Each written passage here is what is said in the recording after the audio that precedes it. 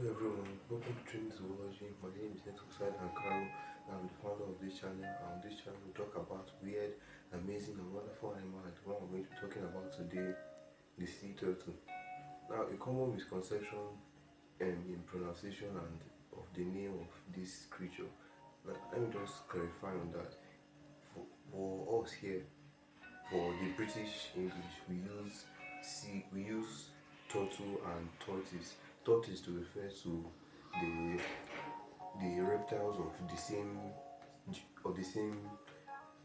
order that live on land, while we use turtle to refer to the ones that live in the sea, like this one. But in American English, we use turtle for the ones on land and sea turtle for the ones in the ocean. But today I'm going to be using sea turtle throughout so that it can really stick in. So just to summarize all that, tortoise land, turtle ocean, and sea and turtle land, sea turtle ocean, like that. Now, the sea turtle is a very fascinating and amazing animal, and also a very iconic species of all endangered species.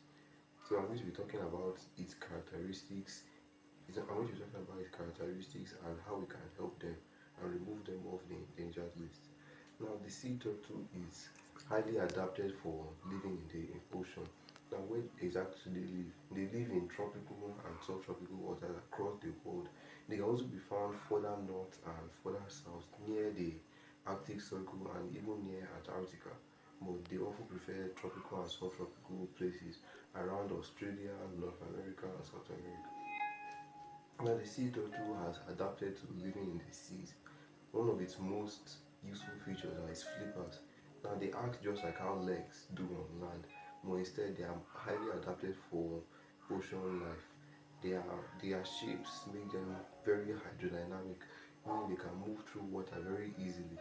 These front fins pull them forward, while the back fins help them to move. These front fins they go this way, while the back fins they are they help to position it, help you to change direction like that. These front fins they also act similar to how wings work. Now, another distinctive feature of the sea turtle is its shell. This shell is made of sodium carbonate, making it a very strong material that a lot of animals cannot bite through. But some animals like the tiger shark and some species of whale have found ways to prey on them and to break their shells. One of the most common ways that predators will use to kill them is by turning them over.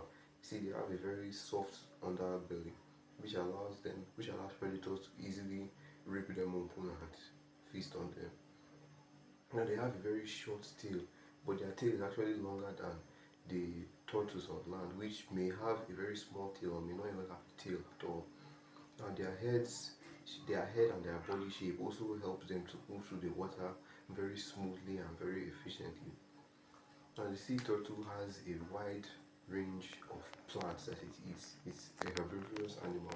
It feeds on kelp, seagrass, moss, lichen, and whatever plants it finds in its environment. Some species are also predators. In addition to, sometimes they may eat only plants, sometimes they may eat only animals. For example, leatherback sea turtles, they are known to feed on jellyfish and other crustaceans and small invertebrates in their habitats. Now, why is the sea turtle endangered? Well, there are numerous factors that contributed to making this creature endangered. One of the most annoying and hard effects is pollution. Now, pollution is something that you have heard of numerous times. It's polluting land, ocean, air, or even sound with pollutants that make it unsafe or unhealthy for life to exist and thrive in it.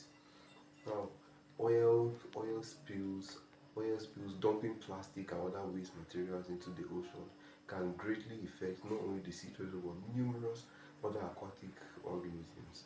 Now, why is it so detrimental to them? Well, plastic is very bad for them, and often they will ingest plastic because they think it looks like jellyfish or food or plants. Now, they often ingest it, and that can cause serious problems for their insides. It can cause irregular bowel movement and can can even block their small intestines from being able to remove waste and other excretory products from their bodies. Now, hunting too is another way that these creatures are endangered. Many people hunt them for their meat. Most indigenous tribes in the places where they have stayed hunt them, but not to a great extent like how commercial hunters and other trophy hunters hunt them nowadays. Now they often hunt them for their shells, their meats, and their hides, which for some species like the leatherback have very beautiful skin, and they often use that to create bags, shoes, and other leather products, which can greatly affect their populations. And most sea turtles, they often face a loss in their habitats already, especially when they are young. Now, female sea turtles, when they are ready to give birth, they often go to the exact place that them themselves were giving birth, where they hatched from. So they will go back to that exact location, they will lay their eggs, and they have to lay a lot of them, so that even if a lot of them get eaten, some of them, which is often one to two, will make it to the ocean and continue to live. And even if they get to that ocean, there are still numerous ways that they can perish inside the seas. But one good thing about them is they have instincts and they know what to do. That they know what to do to survive and reproduce and reach this stage too. Now, I hope you found this video informative, and I hope I'm going to take certain measures to protect these wonderful, amazing species. These sea turtles, they greatly help their environments by reducing the number of plants. Like they often shorten how kelp grows. They often shorten the length and size of plants like seagrasses, moss, lichen from overcrowding certain habitats. They also greatly impact the number of jellyfish in a particular area. When jellyfish become too much, that can cause numerous problems because they will feed on small fishes and other creatures that other creatures too really need. Now, when these jellyfish become too much, they can really greatly impact and reduce the number of small fish, invertebrates, crustaceans, and other things that other creatures like sharks and predatory fish really need to survive. Now, if the jellyfish become too much, it can really impact other species, like I said. And when sea turtles are there, they greatly reduce the number of jellyfish in a particular habitat, especially if they are a predatory sea turtle.